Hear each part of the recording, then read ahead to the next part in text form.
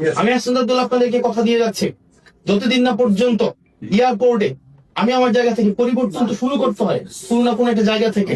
আমি আপনাদেরকে কথা দিয়ে যাচ্ছি, আমি আমার জীবনে লাস্ট এইখানে আসার পথে ভিআইপি ব্যবহার করেছি এবং এটাই শেষবার। এবং আমি এটা নিশ্চিত করতে চাই, আনটিল এন্ড আনলেস আমরা সবার জন্য ইকুয়াল সার্ভিস এনশিওর করতে পারছি, ততদিন পর্যন্ত সবার জন্য ইকুয়াল সার্ভিস ইকুয়াল ট্রিটমেন্ট আমরা এনশিওর করতে পারছি, ততদিন পর্যন্ত এই ভিআইপি সার্ভিস আমি ব্যক্তিগতভাবে পরিহার করলাম।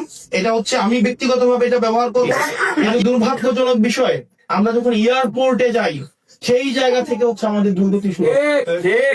এয়ারপোর্টে যাওয়ার পরই মনে হয় যে আমরা এই দেশের মানুষ না, আমাদের দিকে এমন ভাবে তাকানো হয়, আমাদেরকে এমন ভাবে ট্রিট করা হয়, আমরা মনে হয় যে আমরা দেশের জন্য একটা বোঝা।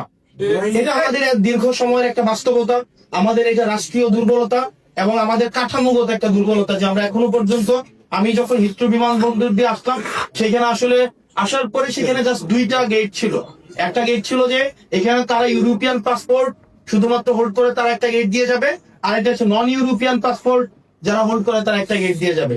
অথচ আপনি বাংলাদেশে যান, আপনি গিয়ে দেখবেন ভিআইপি, সিআইপি, এইপি, সেইপি, সাধারণ, এটা সেটা।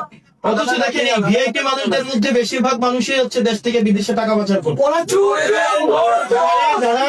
যারা টাকা পাচার করেছে, বিদেশে বেগম পাড়া বানাইছে এবং এই যে দীর্ঘ সময় লুট করে এখন বিদেশে টাকা পাচার করে, এই লুটের টাকা গতকাল হচ্ছে দুবাই একজনকে ধরেছে। এই তাদেরকে হচ্ছে আমাদের দেশে রাষ্ট্রীয় পৃষ্ঠপোষকতায় ভিআইপি মর্যাদা দিয়ে দেখা যায় তারাই হচ্ছে কখনোই সাধারণ মানুষের দুর্ভোগটা বোঝার চেষ্টা করে না।